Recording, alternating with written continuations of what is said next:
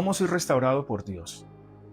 En el mundo cristiano hay dos palabras que nosotros normalmente conocemos y compartimos. Número uno, la restauración. Y número dos, la restitución. Normalmente nosotros creemos la restitución, que es de que Dios nos devuelva todo lo que hemos perdido, no al 30 ni al 60, sino al 100 por uno. Que podamos rápidamente reponernos de todas las pérdidas que hemos tenido. Pero para poder reponernos de las pérdidas, primero tenemos que restaurarnos, porque la palabra restaurar es poner algo en su estado original. Cuando nosotros nos restauramos es porque las cosas han vuelto a su estado original. Y vemos a partir del libro de Deuteronomio, capítulo 30, versículo 1 al 3, algunos pasos que podemos utilizar y que Dios quiere que utilicemos para ser restaurados. Primero llegar al estado original en el que estábamos y luego sí comenzar a ser restituidos de todo aquello que perdimos durante el tiempo que estuvimos alejados de Dios, durante el tiempo que no conocimos de Dios. Entonces voy a leerles Deuteronomio 30, 1 y 2. Sucederá que cuando hubieren venido sobre ti todas estas cosas, la bendición y la maldición que he puesto delante de ti, y te arrepintieres en medio de todas las naciones a donde te hubiera arrojado Jehová tu Dios, y te convirtieres a Jehová y obedecieres a su voz conforme a todo lo que yo te mando hoy, tú y tus hijos con todo tu corazón y con toda tu alma, entonces Jehová hará volver a tus cautivos, tendrá misericordia de ti y volverá a recogerte entre todos los pueblos a donde te hubiera esparcido Jehová. Claramente aquí hay tres cosas de entrada en el capítulo, versículo 1, que nos está diciendo. Lo primero nos dice que si nosotros nos arrepentimos, si se arrepintiere, si nosotros logramos ese arrepentimiento. Y cualquiera me diría, pero es algo que aparece allá en Deuteronomio 30, pero también podemos verlo en Hechos capítulo 2, versículo 38, cuando Pedro terminó de hablar en su primer discurso, dice que se convirtieron como 3,000, pero ellos para convertirse estaban preguntando qué debemos hacer. Estamos compungidos de corazón, pero ¿qué debemos hacer? Y lo primero que les dice el apóstol Pedro es arrepiéntanse. Arrepentirse significa cambiar de mentalidad. No me cansaré de decirle que no es una palabra religiosa, es una palabra del griego que nos está enseñando que debemos cambiar de mentalidad. Es la palabra metanoia, ¿no? Es la palabra metanoia, cambiar de mentalidad. Y ese cambio de mentalidad es lo que va a permitir que nosotros podamos acercarnos a lo que Dios quiere que nos acerquemos. Cambiar de mentalidad es dejar esas creencias limitantes que por años han estado en nuestra vida. Es dejar esas creencias limitantes que de alguna manera se han convertido en costumbres religiosas. Somos costumbristas no solamente en nuestra cultura, sino en nuestra religión. Nuestra cultura, nuestro culto, todo es parte de una creencia, pero no hemos evaluado a la luz de las Escrituras realmente si está correcto o no. La costumbre se convierte en ley y hemos convertido muchas costumbres de hombres en leyes como si fuesen de Dios. Le hemos llamado hasta dogmas. Entonces, lo que Dios quiere decir hoy es que nosotros debemos comenzar arrepintiéndonos. Y arrepintiéndonos es cambiando nuestra mentalidad y comenzando a tener una visión de propósito. Tengamos una visión de propósito. Comencemos nosotros a caminar en una restauración, porque la restauración va a traer sanidad a nuestro corazón. Lo primero, arrepentirse, dice la Escritura. Debemos arrepentirnos, debemos tener una visión de propósito y debemos cambiar de mentalidad 100%, derribar paradigmas, comenzar a dejar la costumbre, comenzar a dejar de ser agoreros, porque muchas veces nosotros somos agoreros, nos convertimos, nos arrepentimos, hacemos muchas cosas para Dios, pero seguimos en ese mismo plan de ser agoreros, de seguir todavía con esas costumbres paganas que trajimos de muchos años atrás y parece que las normalizamos, que esa es la parte peligrosa, que las normalizamos y terminamos siendo sincretistas religiosos. Terminamos en ese sincretismo que no nos va a traer bendición. Lo segundo, dice claramente este pasaje, estoy en Deuteronomio 30, versículo 1, 2 y 3. Dice claramente, convertirse. Si te convirtieres, dice aquí claramente, dice, si te arrepintieres en medio de todas las naciones donde te hubiera arrojado Jehová tu Dios, te convirtieres a Jehová tu Dios, dice claramente, Entonces, convertirse, normalmente nosotros decimos, yo me convertí a Dios porque lo recibí, porque lo acepté, me convertí a Dios porque me transformé. Pero Dios no quiere una transformación, Dios quiere un nuevo nacimiento. Nosotros debemos morir y de esa manera volver nuevamente a nacer. Esto me recuerda al libro de Juan, capítulo 3, versículo del 4 al 6 o del 3 al 5. Allí podemos ver algo bien interesante. Habla un hombre que era un doctor de la ley, que era un principal de la sinagoga, llamado Nicodemo. Y él se acerca de noche a Jesús, quizás evitando de pronto el murmurar o el qué dirán, y le dice que cómo hace, que qué hace para entrar en el reino de Dios, que qué hace para alcanzar la vida eterna, que cómo funciona todo esto. Y Jesús le da un principio y le da algo maravilloso. Le dice, debes nacer de nuevo del agua y del Espíritu. Debes nacer de nuevo del agua y del Espíritu. Él dice, pero ¿cómo un hombre viejo va a volver al vientre de su madre y nacer? Y si no, es imposible humanamente, pero vuelve Dios a decirle, tienes que nacer del agua y del Espíritu. No físicamente volver al vientre de su madre, para poder entrar en el reino de los cielos, para poder entrar a esa verdadera vida que Dios nos está ofreciendo. O sea, no es transformarnos, no es convertirnos de alguna manera, sino es morir y volver a nacer. Cuando el pueblo de Israel pasa el Jordán, Jordán significa muerte. Pasaron la muerte y comenzaron una vida nueva. Comenzaron a la tierra prometida que Dios les había de alguna manera dicho que era la que fluía leche y miel. Pero antes de pasar a la tierra prometida tenían que pasar el Jordán. Nosotros tenemos que morir, porque si el grano cae en tierra y muere, da mucho fruto. Dios nos está pidiendo para ser restaurados, número 1, arrepentirnos, cambiar de mentalidad. Número 2, convertirnos, ¿sí? Dice la Escritura, convertirse, que es morir, ¿sí? Y nacer de nuevo y ser fructífero ya en Él. Dejar de vivir en nuestra antigua manera de pensar y de ser y comenzar a nacer del agua y del Espíritu, como dice el libro de Juan capítulo 3. Pero también aquí habla de un tercer paso que nosotros debemos dar. Habla de un tercer escalón que debemos nosotros aplicar en nuestra vida, y es la obediencia. Obedecer a su voz. Debemos aprender a obedecer a su voz. Vaya que una de las cosas que no es fácil, es más fácil hablarlo que hacerlo, es obedecer a Dios. Porque nosotros la tendencia que tenemos es a la desobediencia a Dios. Nos es muy fácil desobedecer los mandamientos, los principios, los estatutos, los decretos de Dios, porque tenemos una naturaleza caída, y esa naturaleza caída pues surge, y la carne es contra el espíritu y el espíritu es contra la carne. Cuando dejamos que la carne nos gane, pues sencillamente la naturaleza caída nos está diciendo, no obedezcas nada. No tienes que obedecerle a Dios, tienes que obedecer a tu corazón, a tu manera de ser, a los parámetros de la sociedad, a los parámetros del mundo, a ese sistema que está creado, que el príncipe de este siglo maneja perfectamente. Entonces, allí nosotros dejamos de obedecer a su voz.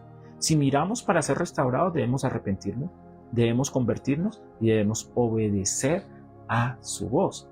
Pero no solo necesitamos esos 3 pasos, también el libro de Deuteronomio 30, pero ya en el versículo 16, si usted tiene una Biblia puede revisarlo allí, estoy en la versión Reina Valera del 60, dice claramente, porque yo te mando hoy que ames a Jehová tu Dios, que andes en sus caminos, que guardes sus mandamientos, sus estatutos y sus decretos, para que vivas y seas multiplicado y Jehová tu Dios te bendiga en la tierra a la cual entras para tomar posesión de ella. Aquí vemos otros 3 principios para la restauración. Ya vimos el primero, que era arrepentirnos, el segundo, que era convertirnos a Dios, convertirse a Dios, que es morir, que es nacer de nuevo. Lo tercero, la obediencia. No es fácil ser obediente, pero cuando obedecemos vemos resultados maravillosos. Pero como un cuarto punto que esta tarde puedo compartirles pasando por aquí, es amar a Jehová.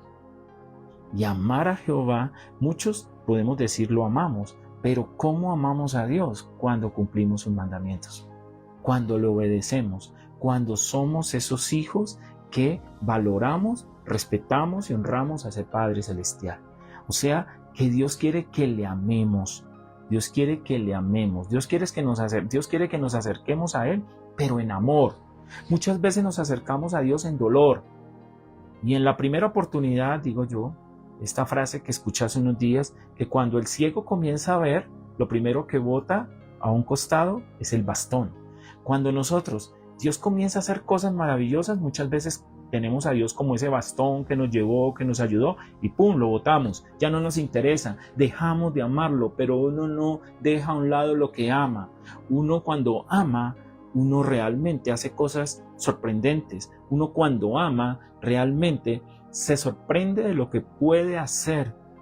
Porque si el amor de nosotros, que es un amor finito, que es un amor humano tal vez, que es un amor con limitaciones, hace cosas maravillosas, imagine cuando nosotros realmente amamos a Dios, cuando nosotros amamos a Dios, cuando nosotros de corazón, desde lo más profundo, con todas mis fuerzas, con todo mi ser, amamos a ese Dios, pues realmente se va a establecer una relación, un relacionamiento, no una religión, porque hemos vivido en religión, pero lo que Dios quiere es que nosotros estemos en relación. ¿Qué más dice la Escritura? Dice que andes en sus caminos. ¡Wow! Esto es importante. Jesús dijo, yo soy el camino y la verdad y la vida. Nadie llega al Padre si no es por mí. Hay una creencia muy popularizada que todos los caminos conducen a Dios, como más o menos ese dicho antiguo que decía que todos los caminos conducen a Roma. Pues no todos los caminos conducen a Dios, porque el camino que conduce a Dios se llama Jesucristo. Se llama Jesucristo. Nadie llega al Padre si no es por mí. Pero Él claramente se identifica diciendo que es el camino. Si yo quiero realmente ser restaurado, debo andar en el camino de ese Jesús. Debo andar en el camino de ese Dios maravilloso. Debo seguir el testimonio y el ejemplo de ese Dios que siempre nos sostiene. Por eso hoy lo invito como un cuarto punto a amar a Dios y como un quinto punto a andar en sus caminos. Por último, claramente dice el verso 16 que guarde sus mandamientos, sus estatutos y sus decretos. Aquí Dios nos está invitando a guardar. Dios no quiere que seamos olvidadizos. Dios no quiere que nosotros de alguna manera seamos emocionales. Cuando uno es emocional, uno se siente realmente feliz en un momento dado, se siente emocionado, que es emocional, pero al momento que termina el espectáculo, al momento que termina la motivación, ya se olvida por completo de Dios. Y ahí es cuando viene nuestro inconveniente, porque nosotros debemos guardar sus mandamientos, dice la Escritura. Cuando yo guardo los mandamientos es porque permanezco en Él, porque yo quiero aprender más de Él y porque quiero seguir los principios que Dios me ha dado. ¿Cómo vivo hoy? ¿Bajo la cosmovisión de Dios? ¿Bajo la cosmovisión del hombre? ¿Bajo la cosmovisión del mundo? ¿Cómo me comporto hoy? Guardando los mandamientos, los principios, aquí dice estatutos y decretos que Dios me ha dado, tratando de estar siempre dentro del camino que Jesús me marcó, amándolo, no solamente interesándome en Él, sino al contrario, amándole incondicionalmente, haciendo cosas maravillosas que realmente van a transformar mi vida. Pues podemos identificar esta restauración por los resultados que Dios nos permite ver. Porque Dios es un Dios de resultados. Y cuando nosotros podemos evaluar estas frases, estas palabras que dice el libro Deuteronomio 30, versículo 1, 2, 3, y podemos ver también Deuteronomio 30, 16, podemos decir si estamos realmente dando resultados. ¿Y cómo sabemos si estamos dando resultados? Número 1, lo leemos ahí en el versículo 16. Para que vivas, ¿sí?, seas multiplicado y Jehová tu Dios te bendiga. Son los 3 resultados de la restauración. Vivir. Cuando yo comienzo a vivir, porque Jesús vino a darnos vida y vida en abundancia, ¿cierto? Él vino a darnos vida. Pero el ladrón, ¿a qué ha venido? A hurtar, a matar, a destruir, acabar con nuestra vida. Pero ese Dios maravilloso, ese Jesús de quien les hablo en esta tarde, ese Dios que no nos deja nunca abandonados, que siempre está con nosotros, ese Dios nos quiere dar vida y vida en abundancia.